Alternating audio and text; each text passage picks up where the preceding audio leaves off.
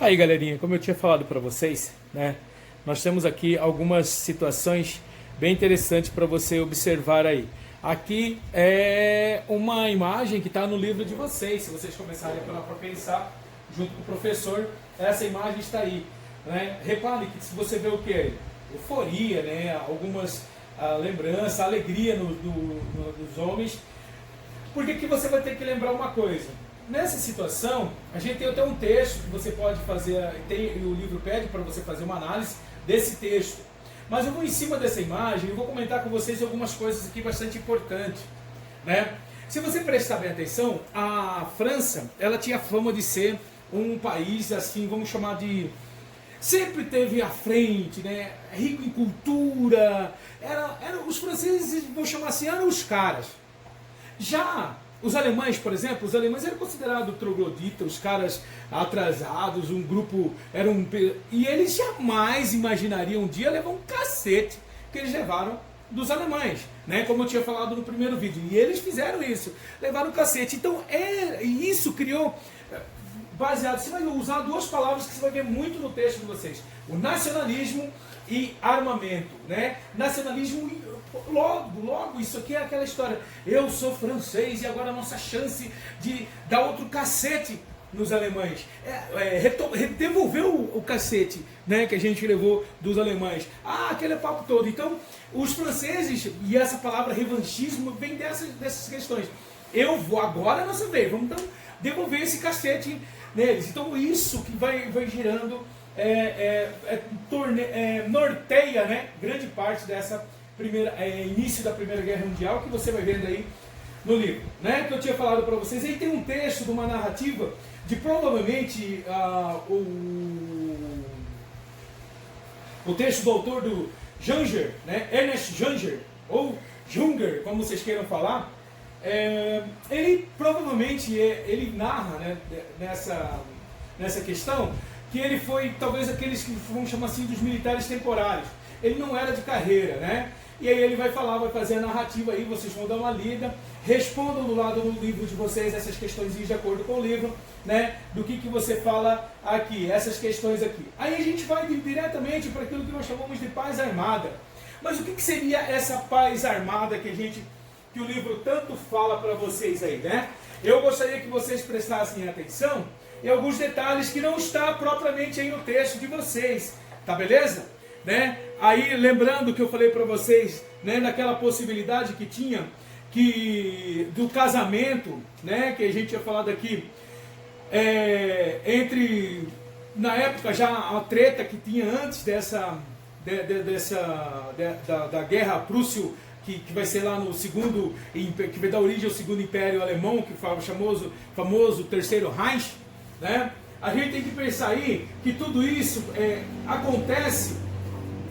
O problema é o seguinte, entre franceses e prussianos, né, é que o seguinte, é que o rei da Prússia, por ter oferecido o próprio sobrinho, presta bem atenção, como pretendente em casamento à princesa da Espanha, o imperador francês, no caso, olha o que ele faz, na época Napoleão III, que ele vem ser o sobrinho de Napoleão, aquele que nós chamamos de Napoleão Bonaparte.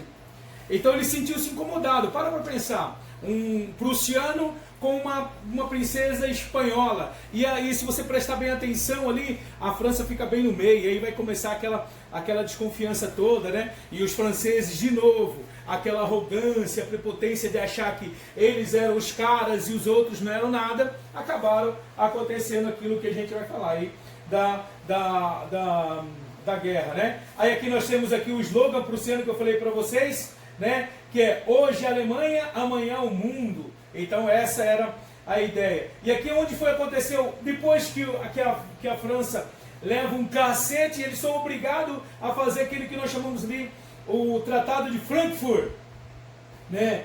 E foi assinado onde? Lá no Palácio de Versalhes, na França, né?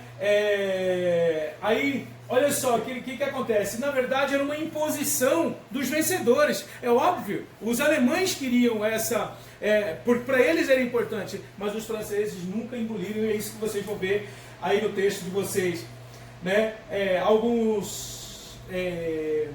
alguns detalhes, tem aqui, ó. O tratado propunha para a França o pagamento de uma pesada indenização aos alemães e a perda da região fronteiriça da Alsácia-Lorena, rica em minérios.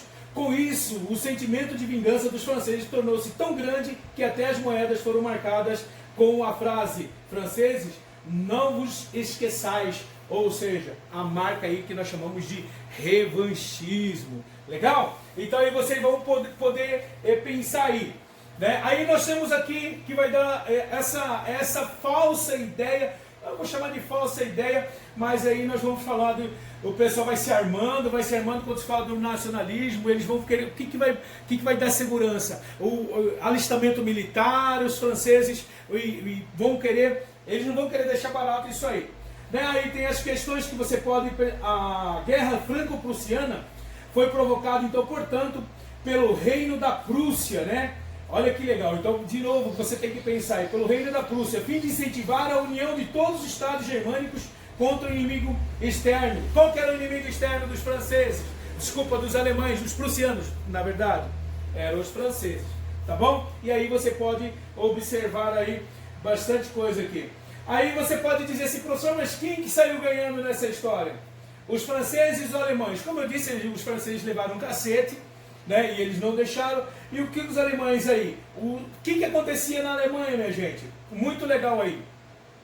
Para você pensar aí junto com o professor. O crescimento do nacionalismo germânico, lembra que eu falei para vocês? Então, os alemães perceberam que eles eram fortes juntos. Pô, bateram na França, cara.